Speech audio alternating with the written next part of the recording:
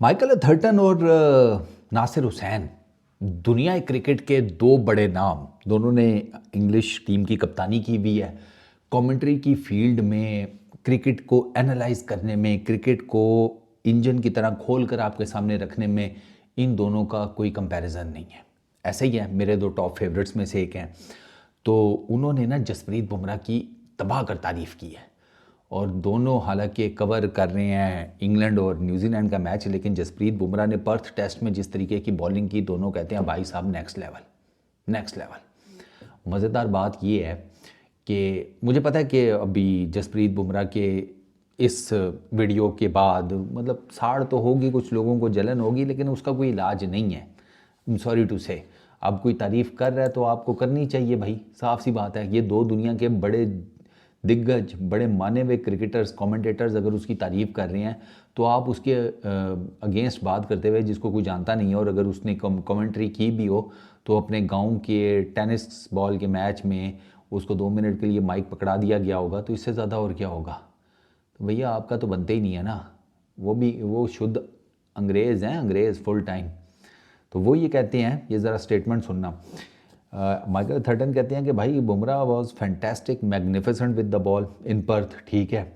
और उसने जो नए गेंद से दोनों इनिंग्स के जो उसके पहले दो स्पेल्स हैं, ही सेड एब्सोल्युटली डेडली, उन्होंने ऑस्ट्रेलिया को मार कर रख दिया, ऑस्ट्रेलिया की भी मार कर रख दी खैर फॉर टेक्निकली, ठीक है। और ही सेड के दुनिया के कुछ बॉलर्स ऐसे होते हैं कि जिनको आप खेलने मतलब आप जब उनको देख रहे होते हैं ना बॉलिंग करते हुए, तो आप ना रिटायरमेंट के बाद ये सोच रहे होते हैं कि यार बड़ा अच्छे टाइम के ऊपर मेरी रिटायरमेंट हो गई कि मुझे इसको नहीं फेस करना पड़ा।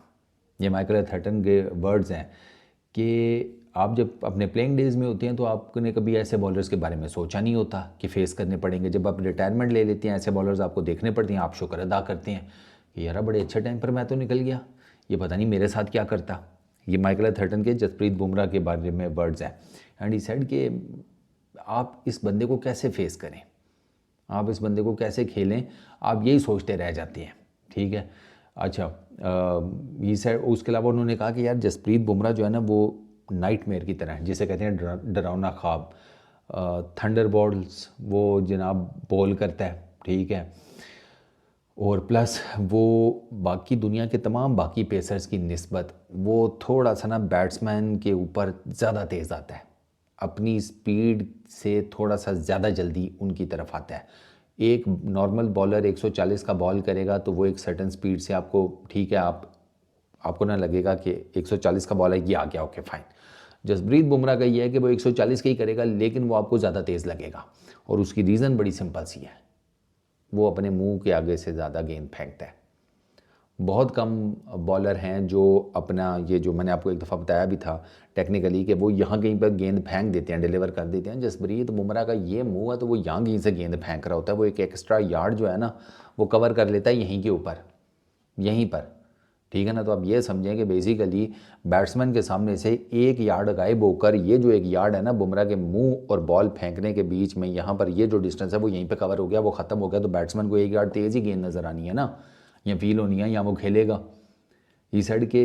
और एक बात बाकी ये मुझे पता भी थी, मैंने अभी गौर अभी किया अथर्टन की बात सुनकर, इस साइड कि वो जितना दूर अपने मुंह से या अपनी बॉडी या अपने सारे पॉस्चर से जितना दूर बुमराह गेंद फेंकता है, दुनिया का कोई और पेसर नहीं फेंकता। और ये बात वाकई है, जसप्रीत बुमराह जितना आगे जाकर गेंद फेंकता है उतना कोई भी नहीं फेंकता।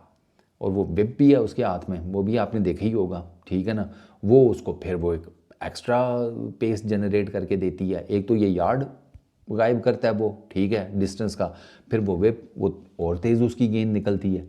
तो इस साइड कि वो भाई बैटर्स के लिए एब्सोल्युटली नाइटमेयर है। और इसने नासिर हुसैन ये कहते हैं कि मैं खौफज़दा होता जब मैं बुमराह को फेस करता, मैं खौफज़दा भी होता और मैं ना जिसे कहते हैं टेक्निकली डबल माइंडेड भी होता, कि मैंने इसको आगे जाकर खेलना है, मैंने इसको क्रीज में रहकर खेलना है, मैंने इसको किस तरीके से टैकल करना है। मेरे जहन में हर वक्त यही बात चल रही होती जब ये मुझे बॉलिंग कराने आता। उसके पास स्लोअर वन है बेहतरीन किस्म का, यॉर्कर बेहतरीन किस्म का मारता है, बाउंसर्स वो डेडली किस्म के डिलीवर करता है, शॉर्ट पिचेस बड़ी ज़बरदस्त करता है, बड़े एक्सीलेंट चैनल्स के ऊपर बॉलिंग करता है।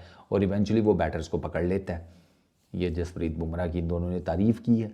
और प्लस जसप्रीत बुमराह को भी हम दोबारा एक्शन में देखेंगे पर्थ टेस्ट के बाद, ये 6 तारीख से एडिलेड के अंदर, और वो तो पिंक बॉल टेस्ट है, उसमें तो डेफिनेटली जसप्रीत बुमराह नचाएगा अंडर लाइट्स, उसको नया गेंद मिलेगा वो नचाएगा। ओल्ड बॉल से तो आई रियली डोंट नो वो क्या करता है। स्विंग मेरा ख्याल है स्विंग सीम तो वो हो ही जाएगा, लेकिन डिपेंड करता है ना बॉल की कंडीशन के ऊपर भी। लेकिन नए गेंद से तो वो ऑस्ट्रेलियंस के लिए उसको खेलना इतना आसान नहीं होगा पिंक बॉल से भी। तो बाकी अब 6 तारीख को पता चलेगा। पहला टेस्ट मैच तो बुमराह ने डन एंड डस्टेड कर दिया ना, अपनी 8 विकेटों से मैन ऑफ द मैच भी ले गया। 5 विकेटें पहले इनिंग्स में ली 30 रन देकर, और 3 विकेटें दूसरी इनिंग्स में ली, मेरा ख्याल है वो भी कोई 40-42 रन देकर। तो वो तो एब्सोल्युटली ब्रिलियंट था। अब देखना ही है कि दूसरे टेस्ट मैच में बुमराह क्या करता है। इस वीडियो में इतनी, अपना बहुत ख्याल रखना, नेक्स्ट वीडियो में मुलाकात होगी। Peace out.